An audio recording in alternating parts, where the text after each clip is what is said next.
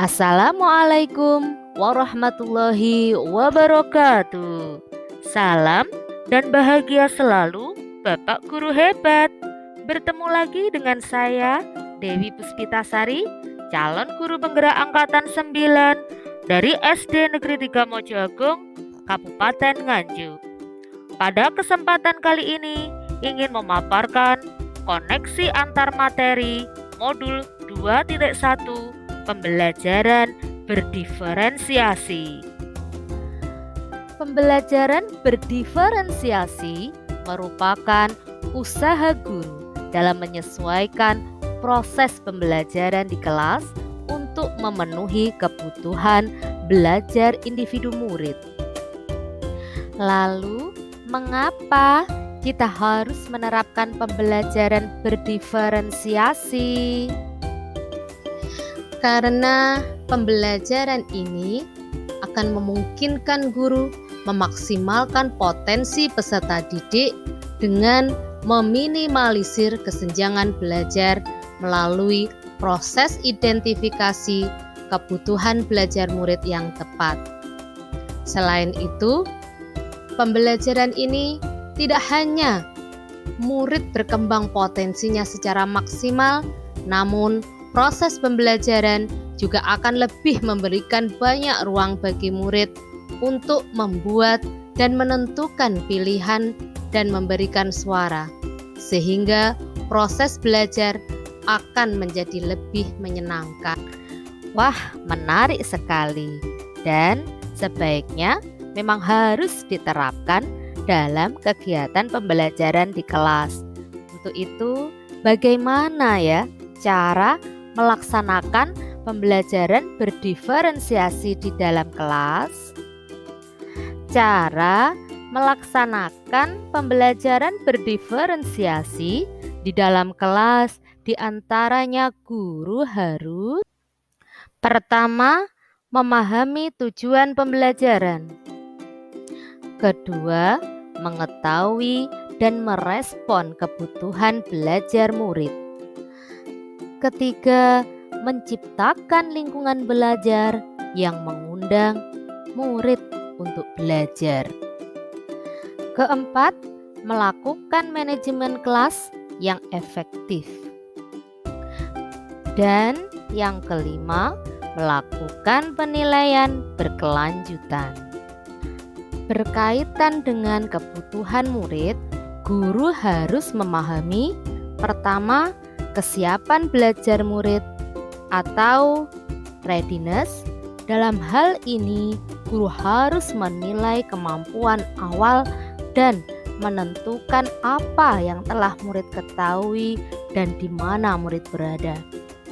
Kedua, minat murid, yaitu salah satu motivator penting bagi murid untuk terlibat aktif dalam proses pembelajaran.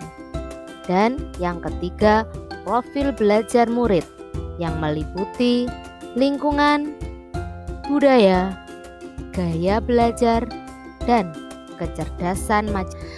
Lalu, cara mengidentifikasi kebutuhan murid yaitu diantaranya pertama, mengamati perilaku murid. Dua, mengidentifikasi pengetahuan awal. Tiga, mereview dan merefleksi praktek pembelajaran. 4. Berbicara dengan guru murid sebelumnya. 5. Membaca rapot murid kelas sebelumnya. Dan keenam, menggunakan berbagai penilaian formatif dan diagnostik. Strategi dalam melakukan pembelajaran berdiferensiasi antara lain: pertama, diferensiasi konten. Kedua, diferensiasi proses. Dan yang ketiga, diferensiasi produk. Pertama, diferensiasi konten berupa materi, konsep atau keterampilan yang perlu dipelajari berdasarkan kurikulum.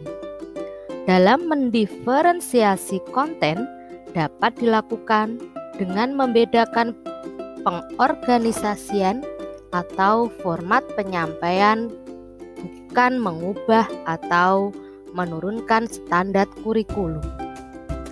Kedua, diferensiasi proses yang merupakan kegiatan yang memungkinkan murid berlatih dan memahami atau memaknai konten dengan cara membedakan proses yang harus dijalani oleh murid.